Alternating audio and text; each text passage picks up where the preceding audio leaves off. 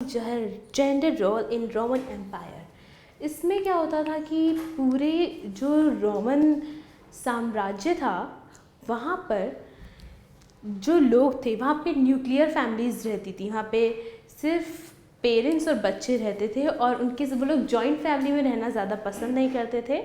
और पूरी की पूरी जहाँ जो लोग बड़े हो जाते थे, बच्चे बड़े हो जाते थे, वो लोग अलग रहने चले जाते थे।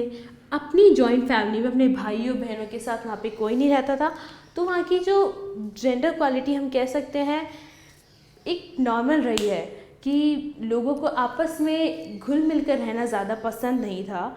लोग अपने क्योंकि आपस में रहते थे तो उनके बीच टकरार होती थी और जिससे उन सबको एक दुख भरी चीज़ों का सामना करना पड़ता था। Gender role in Roman empire में ये भी देखा जाता है कि जो वहाँ पे हस्बैंड वाइफ होते थे उसमें जो वाइफ होती थी शादी के बाद उसे अपनी जो प्रॉपर्टी होती थी अपने हस्बैंड को ट्रांसफ़र जैसे देते हैं सभी लोग, वो लोग नहीं करते थे।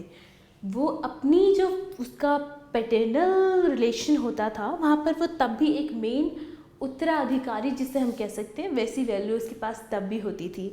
तो ये जो भी उसको डाउरी जिसे दहेज दिया जाता था वो सब हस्बैंड के पास जाता था और वाइफ की जो पैटर्नल जिसके फादर्स की तरफ से उसको प्रॉपर्टी मिलती थी, फादर्स प्रॉपर्टी उसकी जो भी होती थी वो वाइफ के पास ही रहती थी। तो जो दोनों ही अपने आप में एक प्रॉपर्टी वाइज हम देखें तो दोनों कुशल होते थे और दोनों के पास अपनी प्रॉपर्टी होती थी। अपनी लाइफ को किस तरीके से वो एक्सपेंड करते थे वो उन दोनों की आपस की ही वो होती थी। लेकिन अगर किसी में आपस में नहीं बनती थी तो तलाक लेना शादी से ज़्यादा आसान होता था। वहाँ पर वाइफ हस्बैंड वहाँ पे ज़्यादातर देखा गया है कि काफ़ी सारे लोग तलाक रहकर ही लाइफ बाद में स्पेंड करते हैं क्योंकि उनके आपस में अंडरस्टैंडिंग नहीं होती। और वाइफ के लिए उसका फादर रिलेशन बहुत ज़्यादा मेन रहता है। वो वहाँ पर तब भी एक मेन मेंबर की तरह रहती है जिसको हम उत्तराधिकारी हम कह सकते हैं।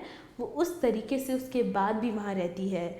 उसको अपने फादर के रहने में कोई प्रॉब्लम किसी तरीके की चीज़ें बीच में नहीं आती। लाइक जिससे हमारे इंडिया में क्या होता है, इंडिया में अभी भी जब कोई लड़की जो होती है अपनी फादर्स की फैमिली में आके रहती है तो लोगों को लगता है कि ये क्या है, मतलब लड़की यहाँ पे आके रह रही है।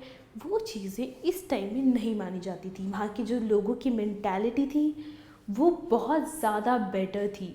इनफैक्ट कई चीज़ों में रोमन एम्पायर की जो चीज़ें रही हैं वो आज के तत्कालीन समाज के तरीक़ों से बहुत ज़्यादा अच्छी रही हैं और जो अब तक भी यहाँ पे अडप्ट नहीं की गई हैं वैसी चीज़ें उन्होंने अपने इतने टाइम पहले अडप्ट कर ली थी।